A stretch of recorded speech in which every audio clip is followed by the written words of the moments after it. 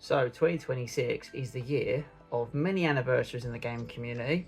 This next one is a very special one for many different reasons, but this year marks the 25th anniversary of a game for a world we stepped into that was unlike anything we'd ever seen. It was groundbreaking at the time, and it's one that is fondly remembered within the Final Fantasy community. This was a world where hope battled despair, where faith was questioned, where love demanded sacrifice, and where every journey had an ending. You always felt a special connection with this game and characters.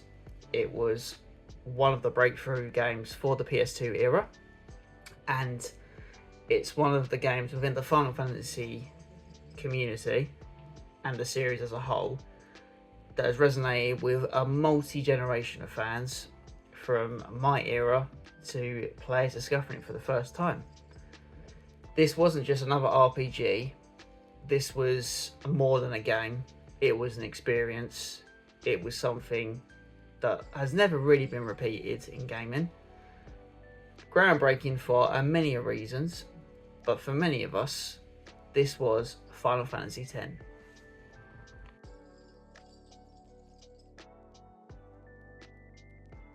Originally released on 19th of July 2001 in Japan, Final Fantasy X marked the series' leap into a new era. It was the first of the franchise for fully voiced characters, cinematic storytelling, facial animation that brought emotions to every scene, a breathtaking and unforgettable soundtrack, and one of the most memorable worlds ever created within the Final Fantasy franchise, as well as the RPG series as a whole.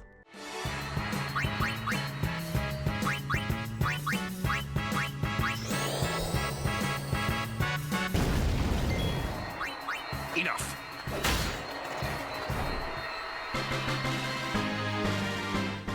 Everything about this game just felt bigger, better, more alive, more personal, and you felt like you could really connect with these characters more so than previous versions in the franchise, due to their personalities and the first Final Fantasy to have voiceover for the characters.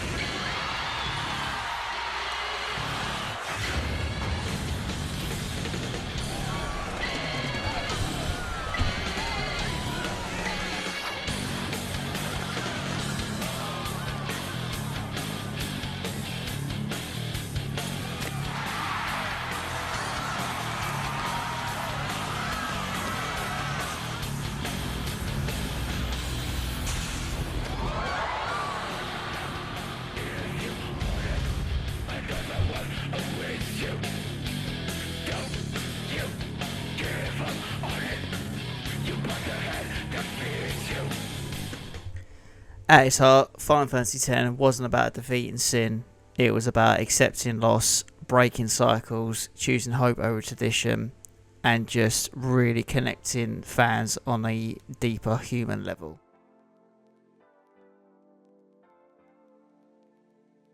I think what made Final Fantasy X, for me, one of the best in the franchise, and sort of reflecting on its 25th anniversary, is at the heart of it, it was a story about acceptance, friendship, and it's just this driven narrative that you really connect with the characters and you feel like you're also part of the team as well, and that you're not just obviously taking control of the main characters. But I think what was really clever in retrospect with the game was how Tidus, obviously being the main character, he was kind of the perfect bridge between game and us as the fans. Because if you think back to Final Fantasy X and the start of the journey where he first gets to Spira, like Tidus is asking the questions that we as players are asking. Like he's asking like, what are you talking about? Who are you guys anyway? He asked Walker about obviously Xanarkand being destroyed 1,000 years ago, which, you know, we're like, is it a real place? Is it not a real place? He gets taught things like the Yevon prayer, which to Tidus was completely unknown, even though he saw the kids in Xanarkand do it like before his Blitzball match.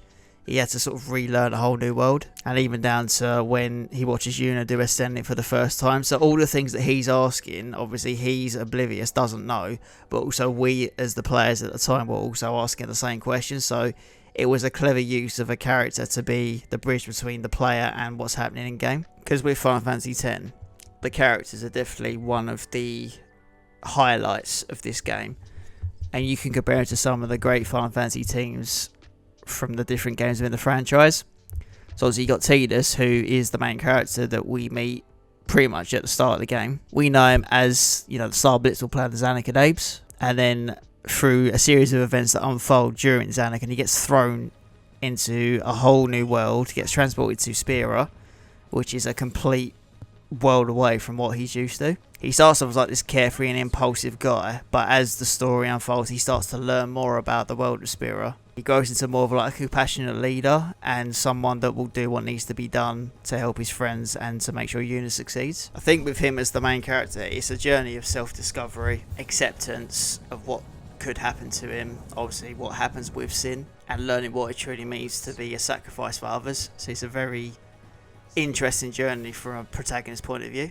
Then we have Yuna, who is introduced in Besaid as the daughter of High Summoner Braska, who defeated Sin before. She embarks on her own pilgrimage journey to defeat Sin, where she has to visit the different temples around Spira to collect, obviously, the different Aeons to use in the final battle. She's one of those characters, kind, selfless, really devoted to her people, and she just carries this huge burden and weight on her shoulders of knowing what this journey means and how it could potentially end for her. But what I liked about Yuna as well, she starts off as this quite shy, timid character, but then she grows as the story progresses into someone who quietly accepts fate, but also she's determined to change it. She's not prepared to settle for what's going to happen, and she tries to do what needs to be done. So from her perspective, she's a very interesting character. Then we have Auron, who is essentially like the samurai of the group, if you like. I mean, he was described as a former warrior monk, and he was one of Braska's guardians along with Tidus' father, Jecht. Auron is sort of the calm, wise, stoic, and mysterious character within the party. He acts like this mentor figure to Tidus, and takes him under his wing as like sort of like the surrogate dad, if you like. He carries the weight of past failures and long-held promises that he promised to both Braska and Jecht during the original pilgrimage. His unwavering resolve and strength make him one of the game's most iconic characters, and in a battle, you want someone like Auron on your team because he is an absolute unit.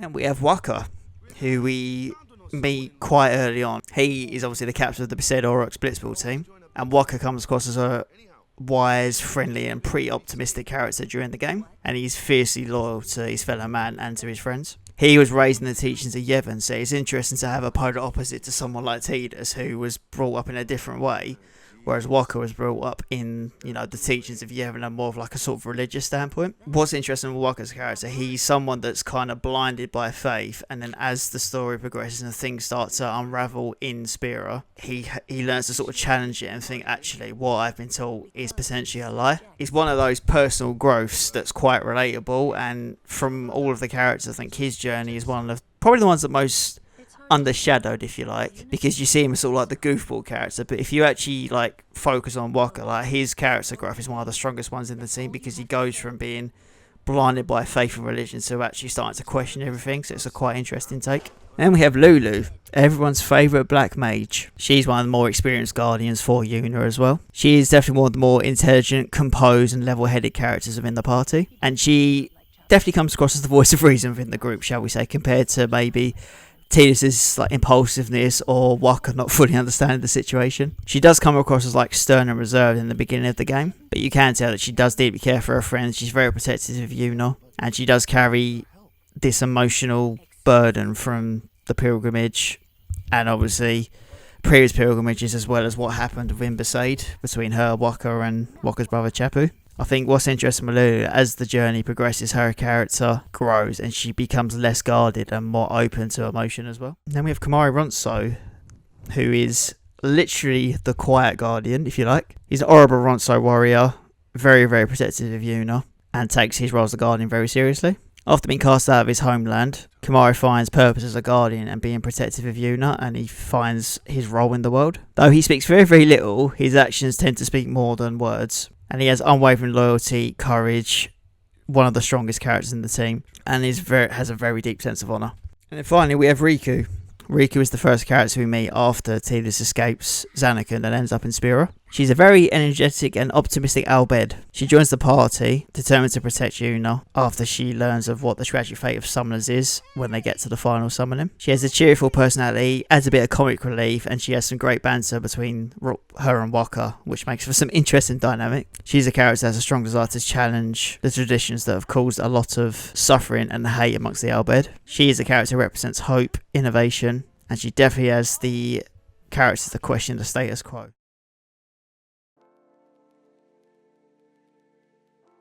Let's not forget, Final Fantasy X has one of the most iconic soundtracks, not only within the franchise but in gaming as general. Just a single note of a piano or an instrument instantly makes you think, I know what this is from. From, you know, the introduction to Zanarkand's theme with the piano, to songs like Run, Otherworld, even the Besaid theme. A single note is enough to just take you back to 2001.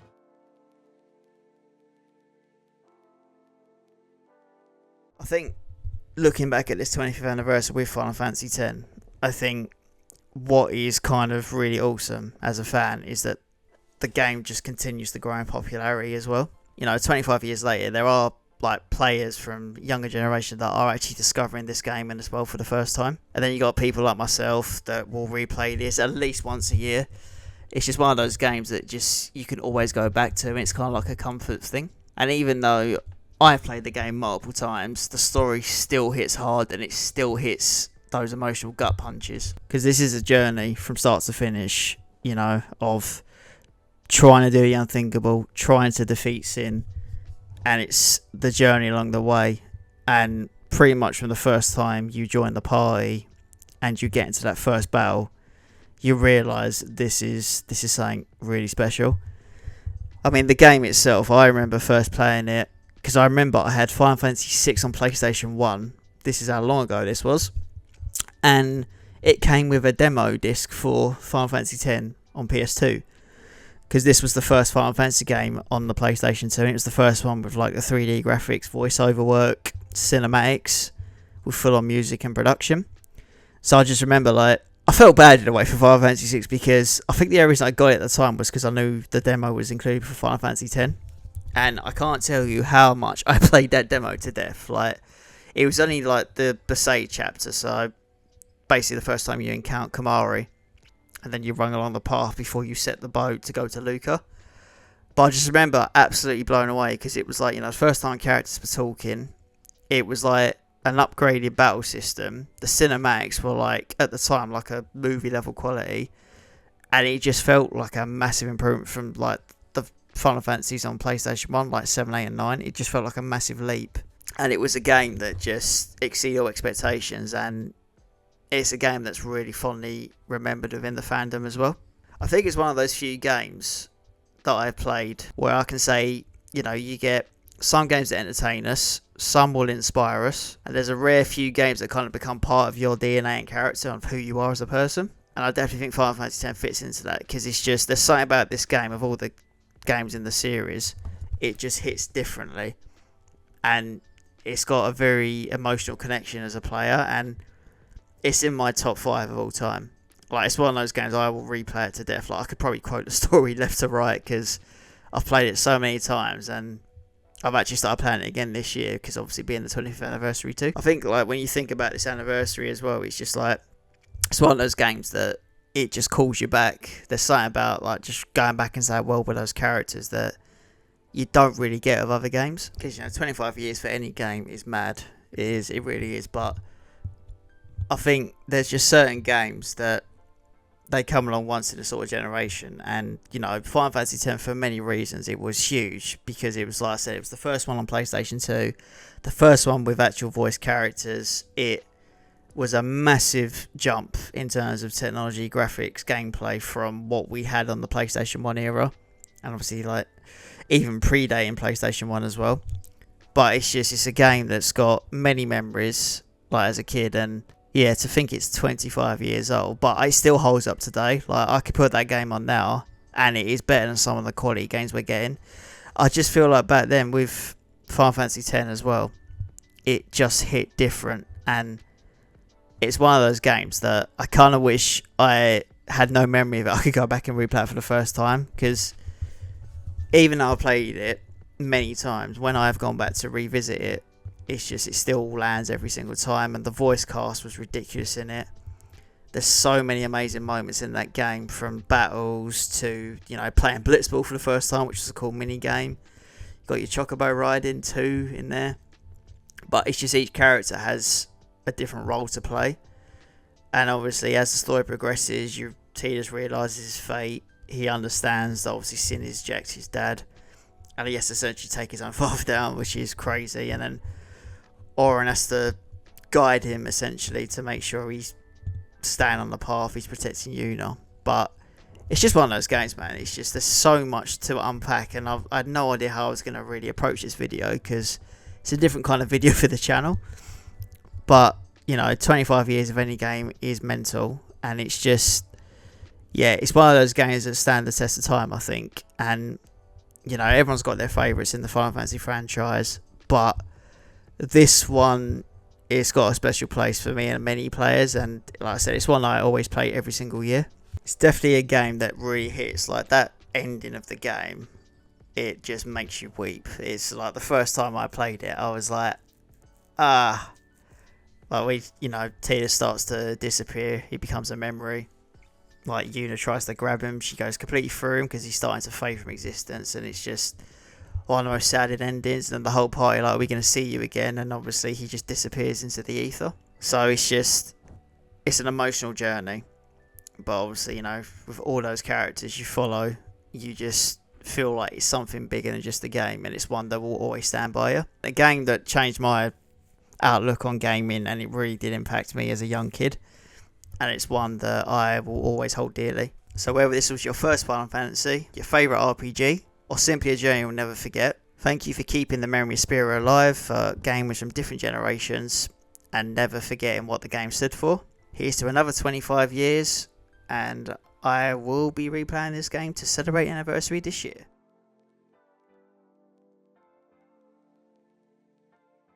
So to round off, that is the retrospective of Final Fantasy X for the 25th anniversary. Something a little bit different to the channel, trying to mix up the content, but I felt it was a good one, give its own video on, because 25 years any game is mental. So it's a game I love to death, and it's one that I will never tire of playing. So happy 25 years to Final Fantasy X, a game that defined a generation and was so important for the franchise.